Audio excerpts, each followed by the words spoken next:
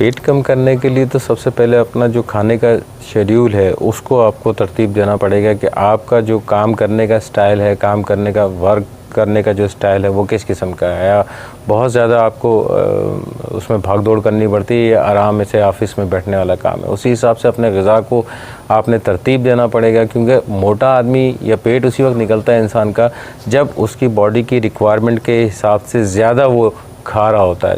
عمومی طور پہ دیکھا گیا ہے کہ آفیسز وغیرہ میں جو لوگ کام کر رہے ہوتے ہیں یا جو ایسی جگہ پہ کام کر رہے ہوتے ہیں جن کا صرف بیٹھنے کا کام ہوتا ہے، تو وہ یہی ہوتا ہے کہ کھاتے ہیں، پیتے ہیں، بیٹھ جاتے ہیں یا پھر کمپیوٹر پہ کام کرتے رہتے ہیں، کوئی ایکٹیویٹی ہوتی نہیں ہے ان لوگوں کی.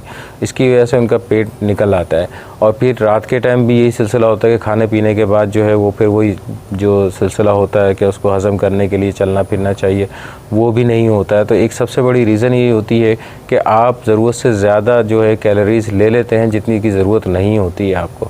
تو سب سے پہلے تو آپ کو اپنی جو آپ کو جسم میں ضرورت ہے اس حساب سے اس کو چارٹ بنانا پڑے گا. اس کے بعد ہلکی پھلکی سی ایکسرسائز جو ہوتی ہے، اسپیشلی پیٹ کے لیے بھی ایکسرسائزز آتی ہیں، وہ آپ کو معلومات ہو جائیں گی، کسی بھی ایکسرسائز والے سے معلوم کر سکتے ہیں آپ. وہ بہت آسان سی ایکسرسائز ہوتی ہیں، وہ آپ کریں گے تو اس میں کافی حد تک انشاءاللہ عزوجل پیٹ کم ہو جائے گا ان کا. ویسے میں یہ عرض کروں، جتنے بھی اس طرح کے جن کا پیٹ باہر ہوتا ہے اتنا، وہ مطلب بالکل وہ موٹاپے کی طرح ہو جاتے ہیں، ان کو واقعی مطلب ایک تشویش بھی ہوتی ہے، بیچارے تکلیفیں بھی ہوتے ہیں. تو یاد رکھیے یہ بہت ایزی، بہت سلو پروسیس ہے. پیٹ اندر بہت دیر سے جاتا ہے، یعنی اس کے نکلنے کی سپیڈ بہت زیادہ ہوتی ہے، اس کے اندر جانے کی سپیڈ بہت کم ہوتی ہے. لہٰذا بہت صبر و تحمل کے ساتھ کام کرنا پڑے گا آپ کو.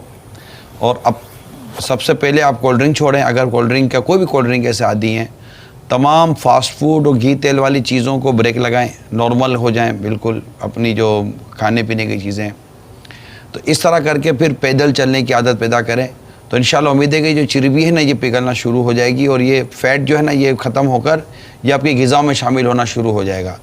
ایک اور چیز، چند مختصر سی ایکسرسائز ہیں، جیسے آپ کھڑے ہو جائیں اور کھڑے ہو کر آپ مطلب ہاتھ کو اوپر کر کے گھٹنے بینڈ کیے بغیر یوں جا کر ہاتھ کو کوشش کریں اپنے پاؤں کے انگوٹھے تک لگائیں.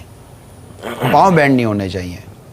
ابھی چونکہ پیٹ باہر ہوتا ہے یا پریکٹس نہیں ہوتی نا، ابھی آپ کے پاؤں آپ کے گھٹنے تک پہنچیں گے یا تھوڑے نیچے تک مطلب پنڈلی تک پہنچیں گے، آپ کے پاؤں شاید نہیں پہنچیں گے. بالکل پریشان نہ ہو، ایزی کریں. ایکسرسائز بہت سافٹ اور بہت ایزی کی جاتی ہے. تو اس طرح کی کچھ ایکسرسائزیں ہیں. آپ کسی فزیوتھراپسٹ ہوتے ہیں یا جو ایکسرسائز جانتے ہیں، جو اس کے ماہر ہوتے ہیں، وہ عمر کے مطابق، عمر، ویٹ، ایج اور ویٹ یہ دونوں بہت ٹریٹ کرتے ہیں. اس کے مطابق انشاءاللہ وہ آپ کو بتائیں گے کہ آپ کے لیے کون سی ایکسرسائز جو ہے نا وہ زیادہ مفید ہے.